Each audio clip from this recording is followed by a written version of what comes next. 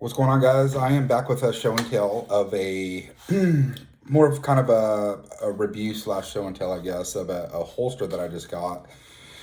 I've seen them all over social media, Facebook, Instagram, and I actually didn't get this directly from the company. I wanted it on auction on eBay. So I guess the guy had bought this holster, and before it arrived, he had to give up his firearm or something. I think he had to sell it or whatever. It might have been strapped for cash. But anyway, it is a We the People holster, IWB. So this is for my Glock 19, and it has a tlr7 Flex A light on it. So my first impressions of the holster. So I want to say something, and I'm not bashing this holster. I won it for $30. So, and that was shipped, and I got it in like 3 days. So it definitely serves its purpose. I've been wearing it around for the last 3 days. So it's a basic taco holster. So it's been vacuum formed and folded over, and one screw holds it together. And this is also used for retention purposes. It does have a couple of different slots in there, so you can run it at different angles and different heights. So I like the straight up and down. I don't like running a 10 or a 15 degree cant, just personal preference. And I like to run my pistols high, especially if they're IWB. I don't want them like shoved way down my pants where I can barely grab the handle of the gun, the grip of the gun. It does have an open mouth, so if I wanted to run my 17 in there, obviously I'd have to put that lighter, because I run X300s on my full-size pistols. Yeah, I mean, I think this is everything you would expect from a $30 to a $50 holster. I really love this clip, this foamy clip. It's very tough. It's very solid. It doesn't feel cheap. It definitely didn't walk around in my pants while I was walking around, or I was getting in and out of my truck and driving. The thing I do like about it, though, is when it's in IWB, I can actually move it if I needed to move it a couple inches forward or back, depending on where I was sitting. So if I was driving my truck and I had to get into my car, obviously the seats are different, so I may have to adjust the position of where my holster is actually sitting. So I mean, there's attention to detail on it. It's well made. So, but here's my thing, and this is where I'm going to get into. If people are looking for a precise fit holster, not that this isn't precise fit, because it's meant for the 19 with the tlr7. Here's what I don't like in a holster, and a lot of this is because it's a taco shell holster with one screw holding it together. So I'm gonna grip this holster with enough pressure. My gun will walk inside of that holster. And a lot of it too is not just so much that it's the taco shell, but basically the retention is basically around the light of the pistol, which how most light bearing holsters are fitted. It's cut low enough if you're running an MOS, and if you're running suppressor height sights, the channel is tall enough. So you can see the indentation right here where the retention is. So basically the trigger guard slash the front, I guess, or the rear of the light, whatever you want to call it.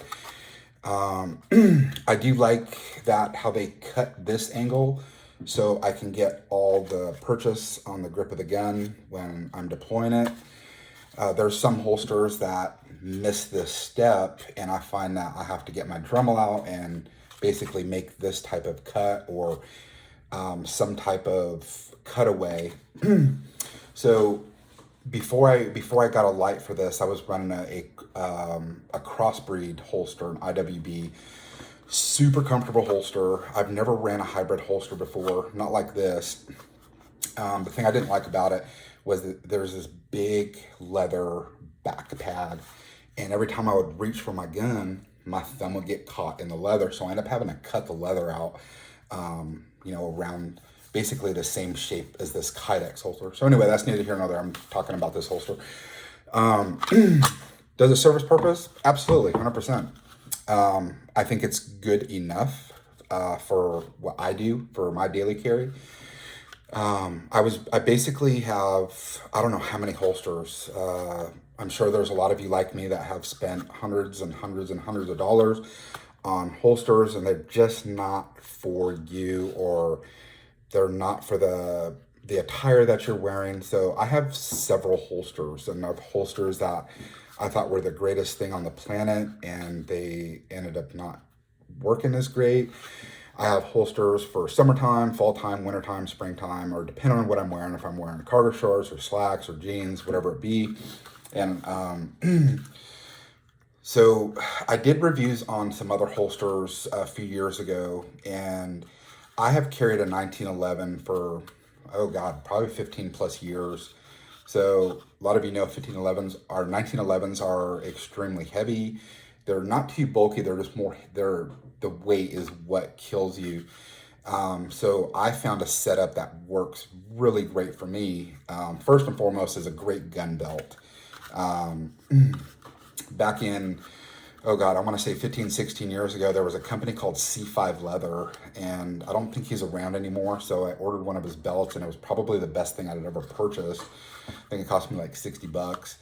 And I ran my 1911s in Kramer holsters, which I believe, in my opinion, are the best holsters ever made. They're leather holsters. They're either horsehide or cowhide. The only downfall is they can take up to 12 to 16 weeks because they are made to order. They don't just have them laying around. Or you can get lucky and get them off the secondary market like eBay or Amazon or something. Somebody that just didn't care for it, or maybe they don't have that firearm anymore. But anyway, it's a good holster. I'm not bashing it. I'm going to run it. Definitely going to run it. I don't need anything fancy. I just want to be able to draw my weapon without any problems, and being able to reholster. Those are the big things for me. And I definitely, the first day I got this in the mail, I practice drawing different positions and also reholstering. So my biggest concern is because this is a taco holster. So it's basically like a minimalist type holster. So I applied a lot of pressure, because you have to remember this is inside your waistband, and your belt's probably cinched up pretty tight. So I'm applying, obviously it's not going to squeeze down that much. I'm applying a lot of pressure to this.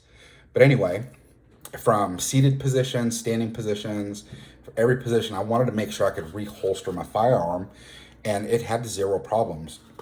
So I thought this might have been a little too tall, and it might have been a problem.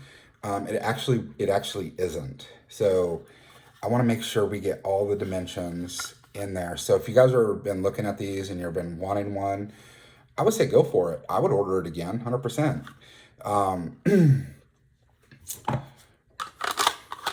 One thing you don't hear is the audible click. And that was something when I had the, sorry guys, I didn't do probably you freaks out there that are like, oh my God, he probably has a loaded gun. The crossbreed, when you put in your holster, or you put in your firearm in your holster, there's no click. And that's because it's a hybrid holster, so it's got the leather backing in the clamshell Kydex front. But like I said, there's your retention right there, that dimple. There's actually one here also, so it actually covers both sides of the firearm.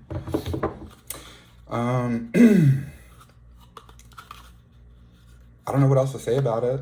I mean, I torqued everything down. I didn't pull the screws out to see if they were Loctited, but they do have rubber backers in there, which is great. I'm not sure if we can get that. up in there. Probably not. The lighting's not the greatest, actually. Probably just blinded everybody. Anyway, you can see those big washers. Those are actually rubberized. So yeah, like I said, I would order another one.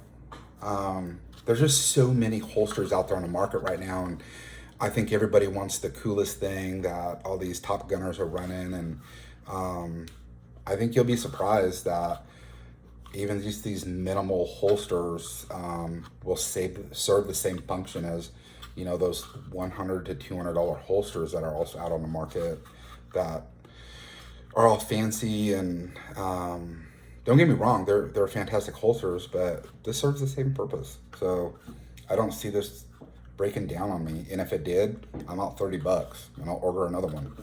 So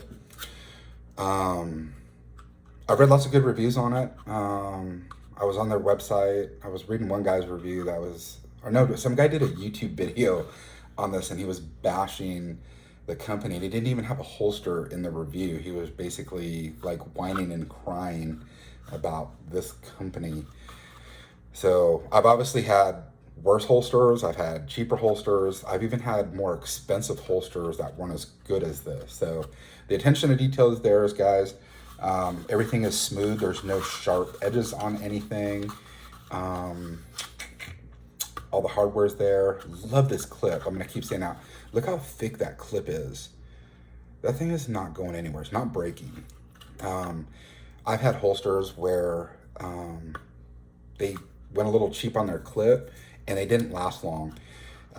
If I'm getting out of a vehicle or something and my center console on my truck keeps hitting this, or in my car or a buddy's vehicle, I've had these break and it sucks. So, and then you're contacting that company and ordering another clip that, you know, is probably going to break again. So anyway, I don't like bashing companies, so I'm not going to name the company of the holster. So I think they make great holsters. I think they could put a little bit more time and energy and a little bit more money into their clips.